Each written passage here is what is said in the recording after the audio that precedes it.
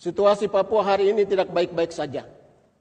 Situasi Papua hari ini diliputi praktek ketidakadilan, kekerasan bersenjata, pelanggaran HAM, perusakan alam hutan masyarakat adat akibat eksploitasi sumber daya alam karena kerakusan dan ketamakan para oligarki bangsa ini, serta penghancuran terhadap nilai-nilai budaya dan identitas sejarah bangsa Papua. Pada kesempatan ini, saya memberikan aplaus atau pujian kepada orang-orang muda Papua dan non-Papua, para pejuang kebenaran, keadilan, kemanusiaan, keutuhan ciptaan yang berani bersuara, berteriak di jalan-jalan, di hutan-hutan rimba Papua, di dalam dan di luar negeri, yang menuntut penegakan atas hak-hak asasi dan martabat orang Papua yang dirampas dan diinjak-injak oleh para penguasa bangsa ini. Kalian adalah Stefanus zaman ini, di tanah Papua ini, di Indonesia ini, di luar negeri. Keberanian kalian menyuarakan kebenaran, keadilan, dan hak asasi manusia, serta keutuhan ciptaan adalah wujud iman kalian kepada Sang Martir sejati, Yesus Kristus.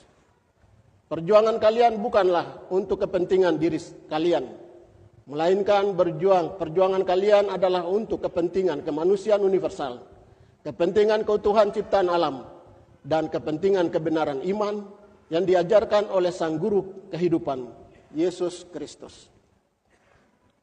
Namun ada dua hal yang saya mau berpesan kepada orang-orang muda, pejuang kebenaran, keadilan dan kemanusiaan serta keutuhan ciptaan ini, yang berada di Papua maupun di luar Papua, baik di Indonesia ini maupun di luar Indonesia.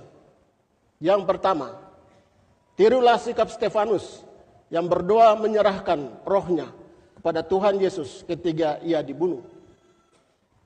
Doa penyerahan adalah pemberian diri seutuhnya, komitmen tinggi, menjadi pengikut sejati kepada Yesus.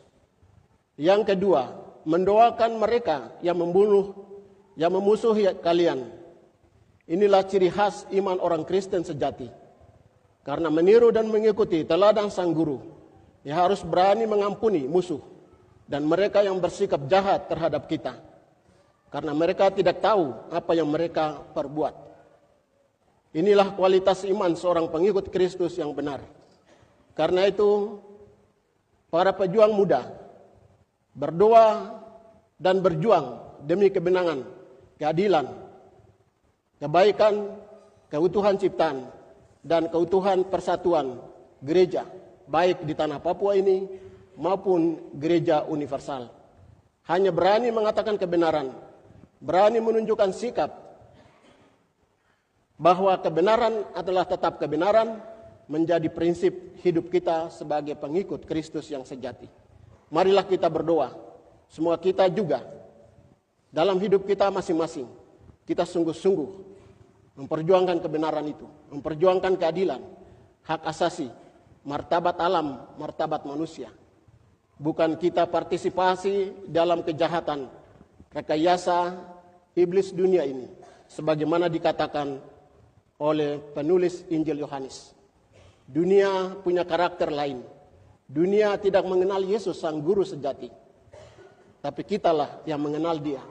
Kitalah yang dipilih oleh Tuhan, kitalah yang berani mengikuti, mengatakan ya atau tidak.